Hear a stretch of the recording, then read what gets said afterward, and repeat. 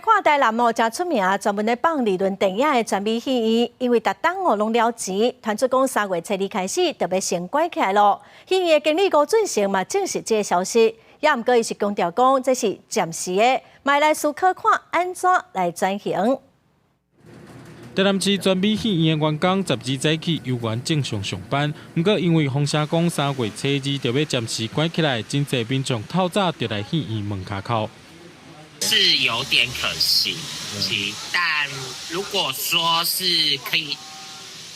让现阶段说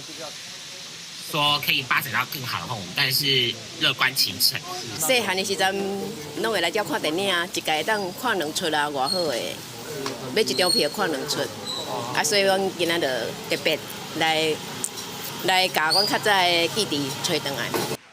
全美戏院经理吴俊成出面证实这项消息，主要是因为这几年直了钱，虽望见不是家己的，不过一轮电影看2出票价只要140块，逐集放送3场到4场，也敢若卖出几十张票，当年了超过100万，进前疫情期间了愈济，今嘛要暂时休困，伊强调未来要引进新策略，才会当突破困境。比如说，我们有做过独立乐团，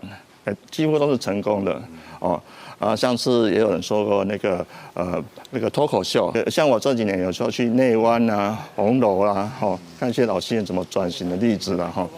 他们也是把影像放在戏院的一环，结合餐饮，结合一些文创，当然戏院有无限的可能啊。其实戏院就是一个想象的空间嘛，哈。吴俊成的老爸1969年甲全美戏院买落来，1971年自首轮戏院转做放送2轮电影，到达已经54年。国际导演李安的电影梦也是自这启蒙。虽讲当时会重新开幕，也未决定，但是今仔日2月12是全美戏院75周年，戏院举办庆祝活动，邀请大家做伙回顾这间是未少台南人共同记忆的戏院。公司新闻综合报道。